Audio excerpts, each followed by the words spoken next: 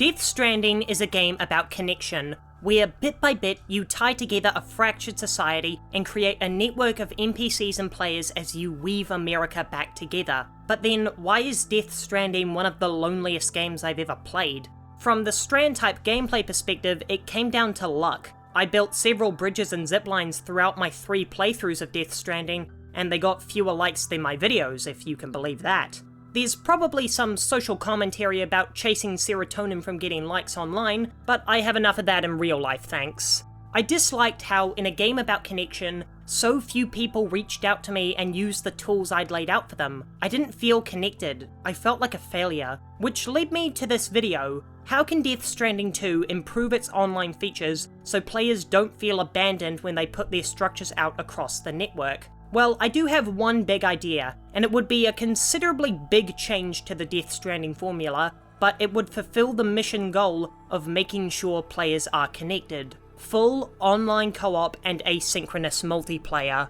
Actually letting me see the people who I'm helping would make such a difference in the isolation Death Stranding presents itself with. And letting me experience the game with a friend is a way to deepen a real-world bond, perfectly fitting with the game's theme of connection. In the same way you chat with your friends while you're walking down the street, you could recreate that feeling as you journey across the lush post-apocalypse. Letting me cross paths with other porters and letting me trade with them because I was headed in the direction of their order and I could get there faster. Stuff that adds to the dynamics of Death Stranding's multiplayer. It was amazing how the Strand system always seemed to give you what you needed. So what if it could give you other players to help you? And experiencing Death Stranding with a friend would be amazing. Could you even imagine the hilarious Twitch clips?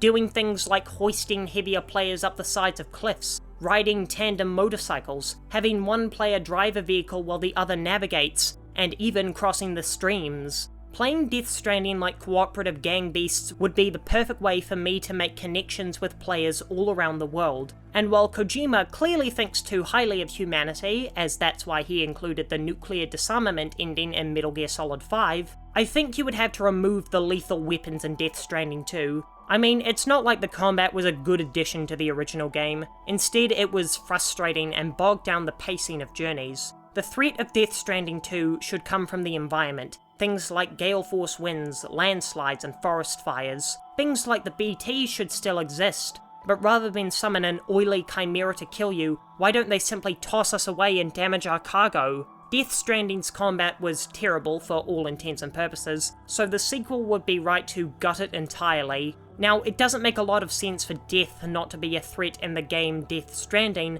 but you already couldn't die in the original. So if Kojima wants to make the game genuinely challenging, make the environment our enemy, have the land itself become our opponent, and have challenges designed to delay, not hurt us. Speaking of Kojima, his wild ideas for an actual multiplayer co-op game would be absolutely absurd, uninhibited by Konami's need to make an online multiplayer a Call of Duty clone. Kojima's boundless mind would be perfect for creating an MMO not fueled by the ghostly remains of previous porters, but by the people you can see, feel, and touch. Death Stranding's mission statement was to connect its players. Still, for the majority of players who never laid down any structures due to not needing to, it ended up becoming another YouTube, where only a small group of people create something and millions more enjoy it, rather than an equal playing field where everyone contributes. Giving players the power to see and interact with each other is the sort of thing that levels that playing field, where all the players get the same experience rather than the few who actually build.